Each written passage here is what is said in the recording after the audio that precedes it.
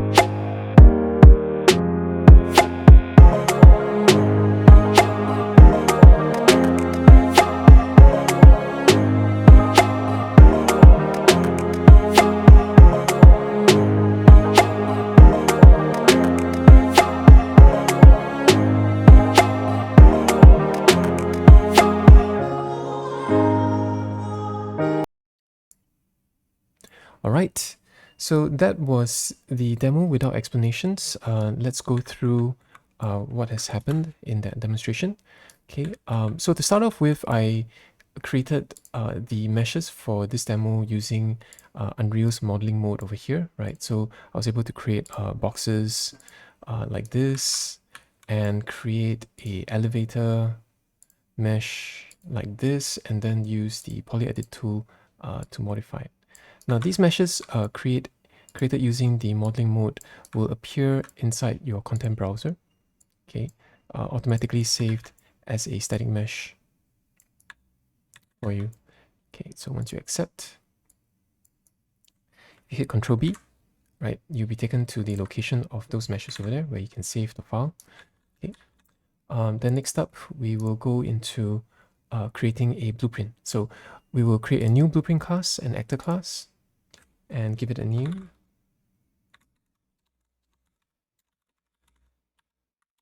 Okay. And open it up. Right. Now within the scene, within the viewport here, we will construct the objects, we'll compose them together and create a trigger volume. Then after that, we will go to the event graph to hook up the instructions for interaction. Okay, so over here, we will begin by creating add and static mesh. Okay, and we'll call this platform and assign the platform mesh to this component. Okay. Then I will add another static mesh and call this elevator.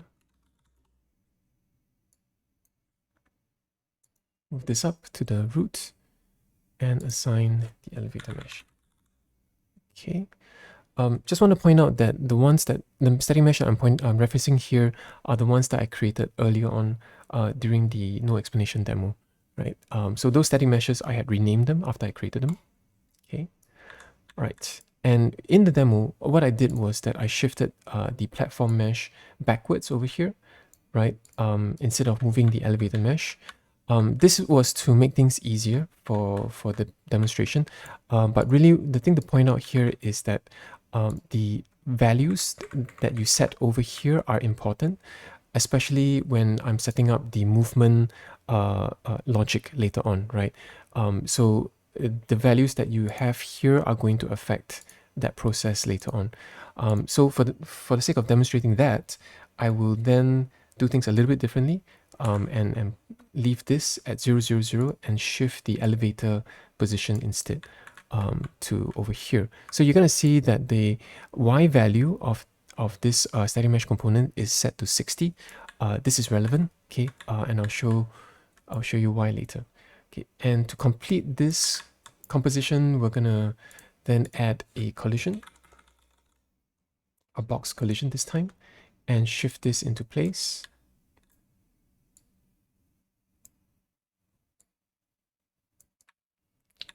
Okay, so this will do. And I'm also going to change the name of this to trigger, just to make it easier to find later on, right? And if I scroll down here, down to collision, I can also change this value to, can character step up? No, right? And then overlap all dynamic objects? Yes. So that's important, right? So we want our player to overlap with this and then have this fire off a event later on. So if you scroll down, you're going to see on component begin overlap, right?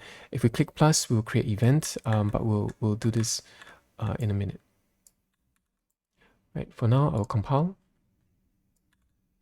Okay, and just come over here and just drag this into the scene. So you can see that the blueprint comes in with everything that I set up, like so.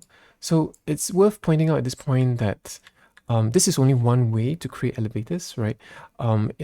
In this method, I've chosen to have the platform and the elevator put together into the blueprint, right? So you can always choose not to have the platform over here together with this and just have the elevator platform right in the blueprint. Okay, right. But by doing it this way, you know, I can I can place multiple versions of this all across the scene, right, and have them work the same way. So it's easier on scaling things up. Okay, right. So let's come back to this. Okay, and now we're gonna head over to the event graph. And inside the event graph, we're going to hook up the controls, right, for interaction. And what I want to start with is to first show how we could debug our problems, right, when setting up these logic. So to begin with, I'm going to select the trigger volume over here and come over the event graph. Oh, well, actually, I'll do it the other way, right? I'll select this and then I'll use the plus button over here to add the event. Alternatively, I could have just selected the trigger and right click and add event for trigger, but I'll do it this way instead. So on component begin overlap, right? If I click on that, I get taken over here automatically, and this event node is created for me. Okay, and what I want to start off with is perhaps to have a print string over here. Okay, and change this text over here to say, I'm inside the box. Okay, a little spelling error there. Okay, and hook this up. Right. So what this does is that if the player overlaps that trigger volume, and it will print some text onto the left-hand side of the screen. So I'm going to compile. Okay, and I'm going to, so I don't need these two anymore. I'm going to delete these, and I'm going to hit play. Right, so if you pay attention to the top left-hand corner of the screen, once I move inside the collision area, you're going to see the text, I'm inside the box, okay, pop up. Right, so at least we know that works. The next node that I'm going to show you is the delay node, and this is important for what we're going to do later. So I just want to demonstrate what it does for now. So I'm going to add delay node and change the duration to 1.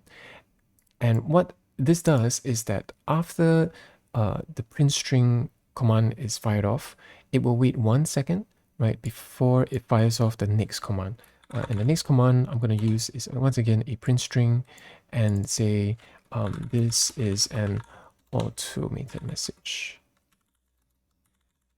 Right, okay, hit compile and then play.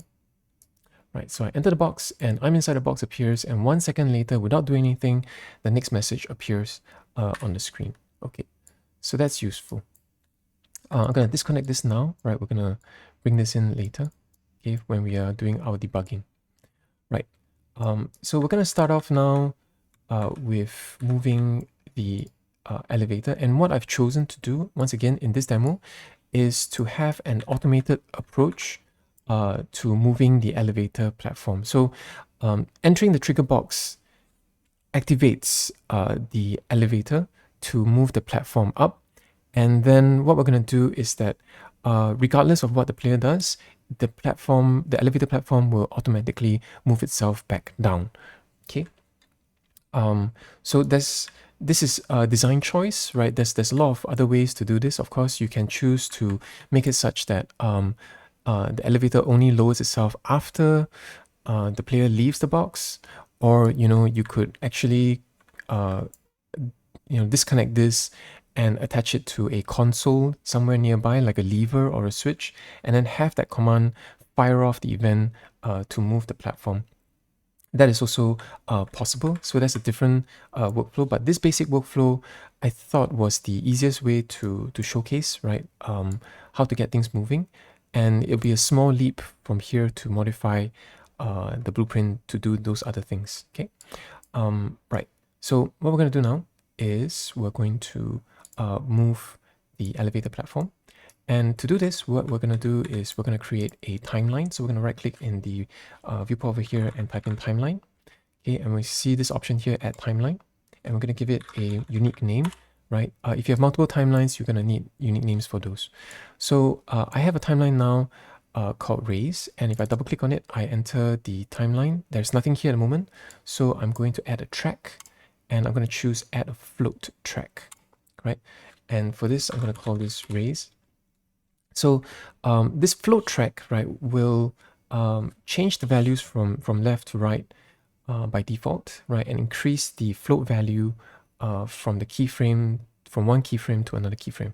So we're going to set this first keyframe at the beginning. So we're going to right click and add key to the float and set the time right to 0.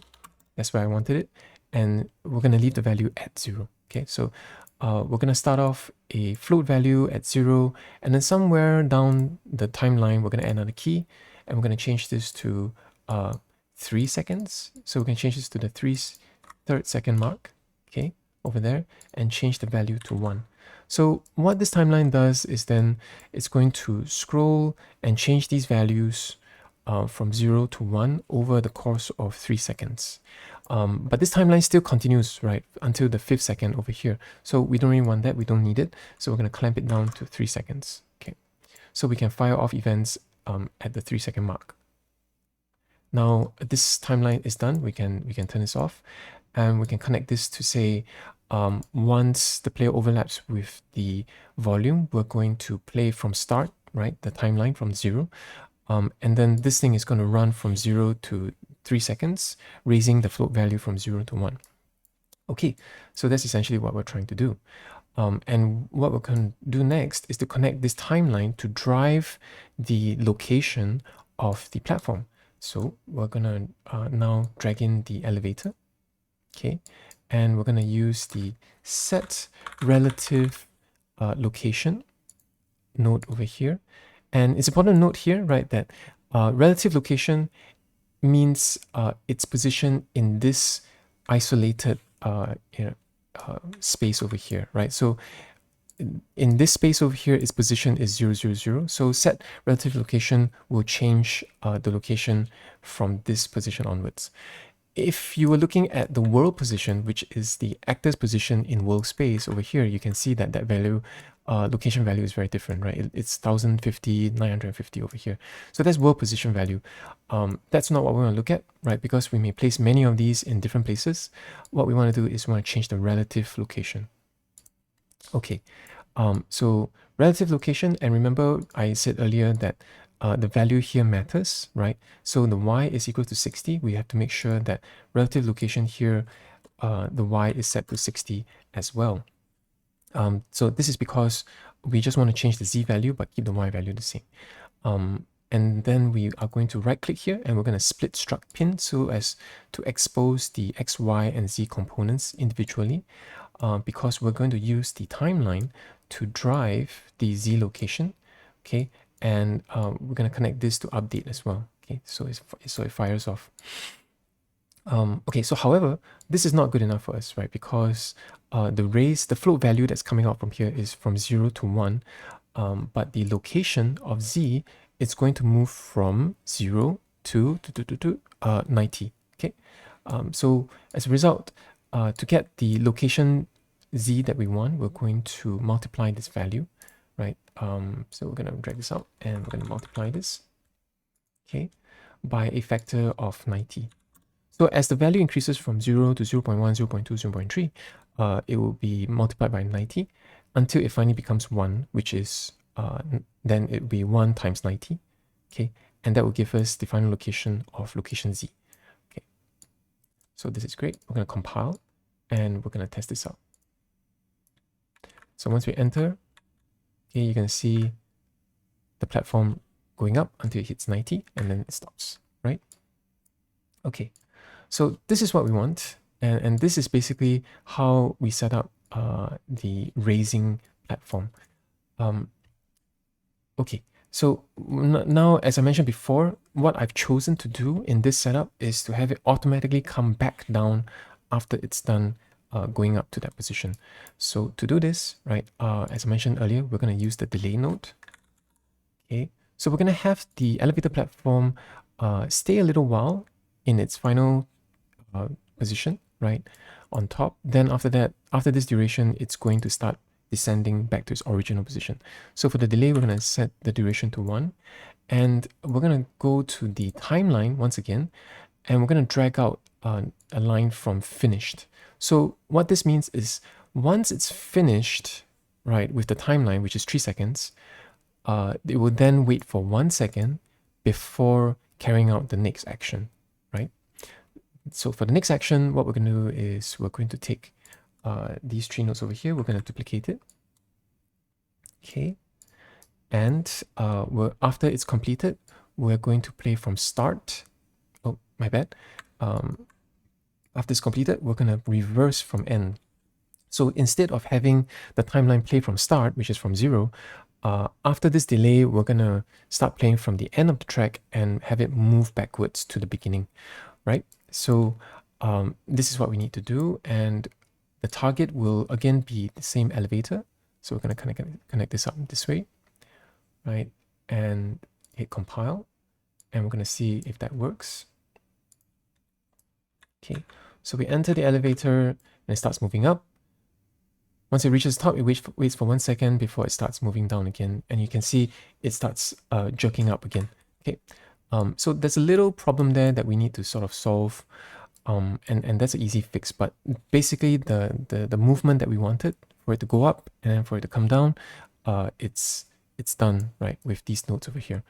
Now, to prevent that jerking issue at the end, what we're going to do is that we're going to add in a check for the blueprint to check if it's time, to reset this thing, or, to check whether it's okay to start playing the timeline again, right?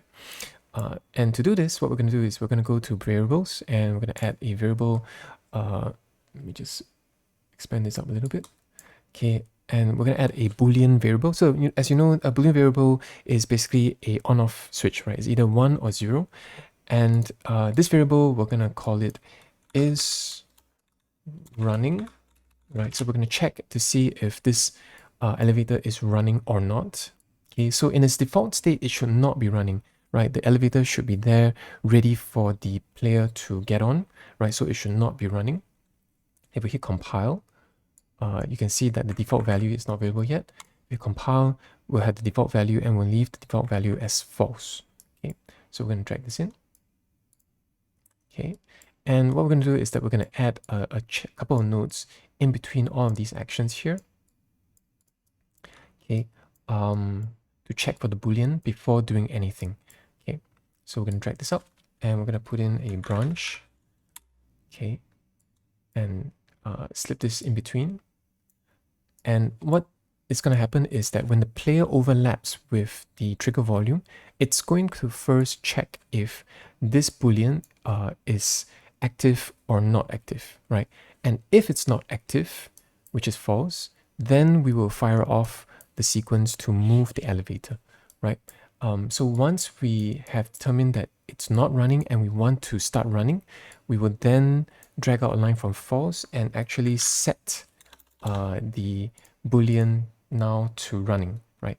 So once again, I drag in is running Boolean, and this time we use set, right? So if it's not running, we are going to set it to running.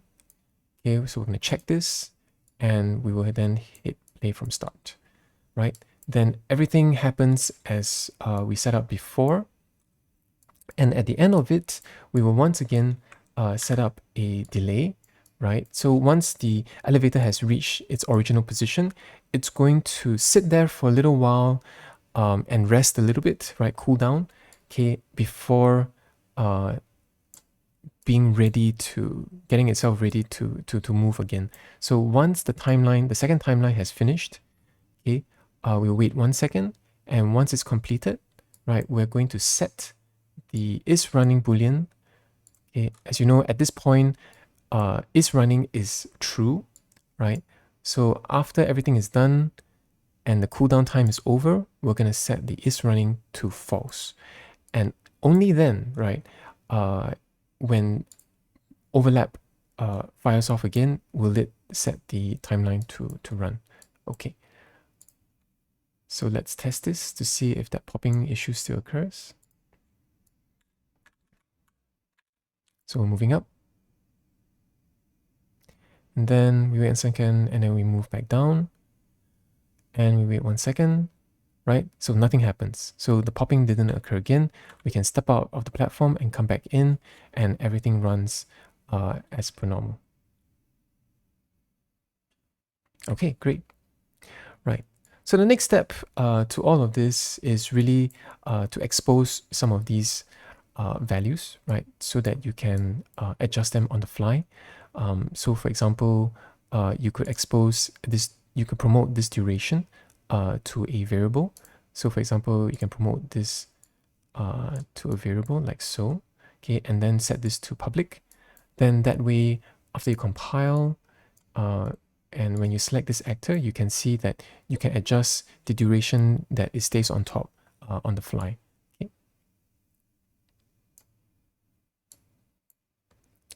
Right.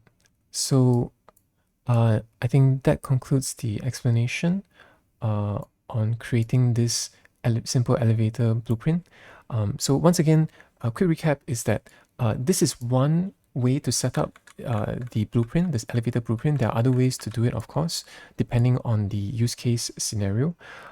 And it pays to also pay attention to how you set up the viewport as well, right? The location here, okay, directly affects the event graph set relative location value over there, okay? And it's important to set checks like this, okay, so that these events don't fire off erratically on the fly. Okay. Right. So I hope this helps. Thanks for watching.